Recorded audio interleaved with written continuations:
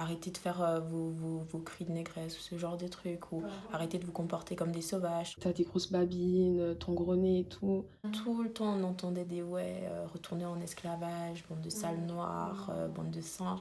Tout le temps, tout le temps. Et franchement, les profs, ils réagissaient même pas. Même ma classe, horrible. Et je me recevais tout le temps, tout le temps, tout le temps des commentaires. Par exemple, à chaque fois que j'allais avec mes cheveux naturels, on me disait on dirait des poils de bite, des trucs comme ça. Et une fois, on était en train de... Bon, ça s'est passé 2 fois, on était en train de marcher pour aller dans un autre bâtiment. On était 4 et un mec qui fait Véronique, maintenant on va jouer à un jeu, tu seras l'esclave comme tes ancêtres et moi je suis ton maître. Alors là, j'étais, mais j'ai même pas de mots pour expliquer comment j'étais à ce moment-là. Mais personne n'a réagi en plus. Et après, le mec il est parti et tout. Et puis après, il a refait ça une deuxième fois. Et il y a quelqu'un qui a fait ouais, mais enfin, ça se fait pas dire ça et tout. Et puis moi aussi, après, je lui ai dit. À l'école obligatoire et tout, en 9e, genre toutes les remarques qu'on se prenait dans la classe. Pourtant, on était quand même genre pas mal de noirs dans la classe. Enfin, c'était vraiment une classe genre multiculturelle et tout. Mais pourtant, tout le temps, on entendait des ouais, retourner en esclavage, bande de sales noirs, bande de singes. Tout le temps, tout le temps. Et franchement, les profs, ils réagissaient même pas. Les profs, ils réagissaient même pas. Et du coup, bah, ça fait qu'on s'embrouillait tout le temps avec les gens qui disaient ça. Mais ils se rendaient pas compte que c'est des choses qui se disent pas en fait. Et puis, enfin, c'est hyper grave de tenir des propos comme ça. Même pour moi, enfin, l'âge, ça justifie rien, tu vois. Genre, tu te rends quand même compte qu'il y a des choses qui se disent vraiment pas. Retourner en esclavage. Ou encore en première, je me rappelle aussi, il y a un gars qui arrêtait pas de me dire ouais, t'as des grosses babines, ton gros nez et tout. Et une fois, j'avais un stylo que les profs ont tous et je savais même pas comment je l'avais. Et il m'a fait ah, tu l'as volé, hein, t'es bien une petite négresse toi. Et là, j'ai pété un câble, genre je me suis levée, j'ai commencé à l'embrouiller, je me rappelle, c'était en cours d'anglais. Et le prof, il est venu, il a même pas je lui ai expliqué ce qui s'est passé, il a même pas réagi, il a fait bon, calmez-vous juste et tout. Puis genre, bah, j'ai changé de place, et puis à la fin du cours, j'ai parlé à notre prof principal. Il m'a dit, on était 8 noirs dans la classe, il a dit, ah, et les autres nègres de la classe, ils en pensent quoi? J'étais en mode, bon, ça sert à rien, ça sert à rien. Enfin. Ça qui est dur aussi, c'est que souvent, t'es un peu seul contre tout le monde. Tu peux même pas expliquer, parce que si t'as toutes ces personnes qui parlent de la même façon, qui ont les mêmes réflexes intégrés, les mêmes manières de penser, t'as beau genre faire des putains de théories, t'as beau leur parler de ton histoire, de ton vécu, même juste des trucs genre basiques, tu vois, genre l'esclavage. Pourquoi tu parles de ça même, enfin, est-ce que tu sais combien de souffrances ça a généré, genre, c'est des trucs qui sont toujours... Ouais, qui laissent leur trace en fait, pendant des années. Et les gens ils comprennent pas tout le bagage qu'il y a derrière en fait. Puis ils se permettent de dire des trucs, t'es en mode genre, mais ouvre les yeux juste 2 secondes. Enfin, Ces gens, ils sont bêtes, ils se disent ouais, mais l'esclavage c'était il y a longtemps, vous avez pas vécu ça, mais les répercussions, elles se sentent encore aujourd'hui, quoi. ouais, elles sont omniprésentes même, Ce qui est partout. frustrant, c'est comme tu dis, c'est que genre... T'as toujours l'impression de passer pour la folle en fait quand tu leur expliques. T'es toujours celle qui en fait trop, celle qui abuse, celle qui... Alors que genre ça peut être genre réellement blessant. Angry Black Girl, enfin genre, tu sais, t'es noire énervée, genre, pourquoi tu parles aussi fort, pourquoi tu t'énerves, y a pas de raison. C'est typiquement, ouais, ça, la sauvage. Ou c'est juste de l'humour, enfin, t'as Ouais. pas besoin de t'énerver, je le pensais pas, je peux pas être raciste chez tes amis noirs. Ouais, non, franchement, ouais, soit ça pour la folle, en mode ouais, t'en fais toujours trop, tu comprends pas que c'est de l'humour, arrête enfin, de prendre ça aussi au sérieux. Ouais, enfin, encore une fois, la sauvage, celle qui parle fort, celle qui crie tout le temps. Ouais. Et au bout d'un moment, bah, t'en as marre et du coup tu te tais quoi. Exactement.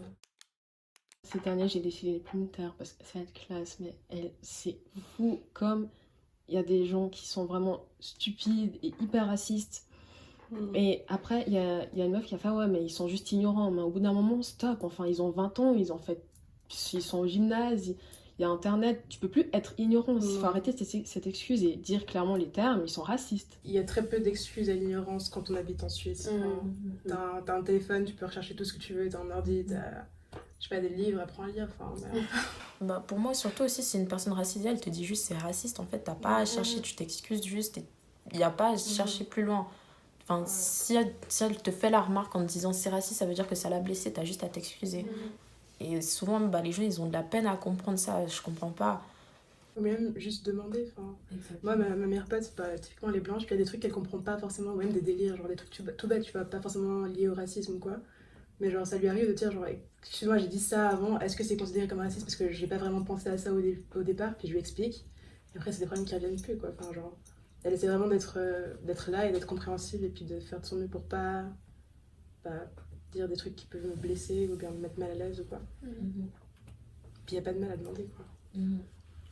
Enfin, je me dis, il y a juste à retourner les phrases qu'ils disent par rapport à eux-mêmes et ils vont se dire, enfin, ils vont voir que, en fait, non, ça se fait pas dire ça à une personne, quoi. Mais c'est dur de faire ça justement parce qu'ils ont pas tout le bagage qu'on a. Ils ont du racisme.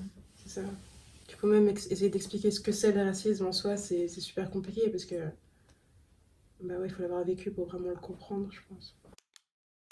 J'ai reçu, enfin, il y a quelqu'un qui m'a dit cette semaine en classe, en plus, on était en cours normal, tranquille et tout. Elle me fait, des fois j'ai envie d'attraper tes cheveux comme ça. Je dis, non mais calme-toi, et qu'est-ce qui se passe dans ta tête? Là, ça m'avait fait rire, mais juste en mode, mais, ok. Même pas au zoo en fait.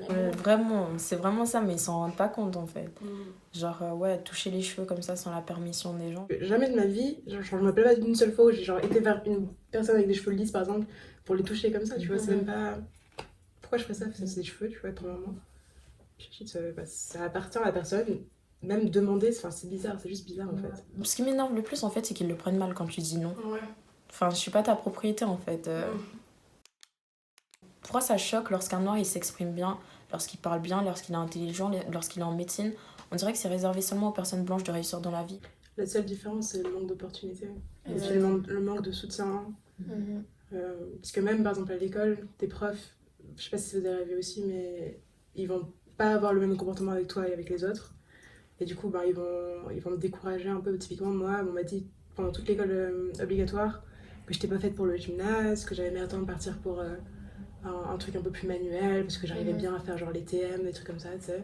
Je me dis genre, ok, je sais faire une boîte, ok, mais j'arrive à faire d'autres trucs aussi, tu vois. Et du coup, ouais, pendant super longtemps, je me dis, est-ce que je vais arriver à faire le gymnase? Je pense pas que je vais y arriver, je pense que c'est pas fait pour moi, etc. Puis le fait que mes parents me poussent justement, encore une fois, c'est grâce à mes parents que je me suis dit, ok, j'ai autant de chance que n'importe qui d'autre et autant d'intelligence que n'importe qui d'autre, et ma couleur de peau ça n'a rien à voir avec ça. Ouais, par exemple, je sais que quand je devais commencer l'école, j'avais 4 ans, je venais d'avoir 4 ans, le 20 et le 21 c'était la rentrée, et à la commune ils ont dit ouais elle peut pas commencer maintenant, elle doit attendre un an parce qu'après elle va finir à 14 ans et elle pourra pas trouver d'apprentissage. Ma mère elle a dit mais qui vous dit qu'elle va faire un apprentissage? Et heureusement qu'elle l'a pas écouté parce que, enfin non pas heureusement, j'aurais juste fini un an plus tard, mais enfin j'ai fini au gymnase quoi. Du coup je pense pas que la personne aurait dit ça si ma mère elle était blanche. Non, je ne non plus. Mais comme vu que tu parlais du gymnase avant, j'ai une prof, je me ramassais tout le temps des remarques par rapport à mes cheveux et uniquement de sa part. Et c'était super désagréable.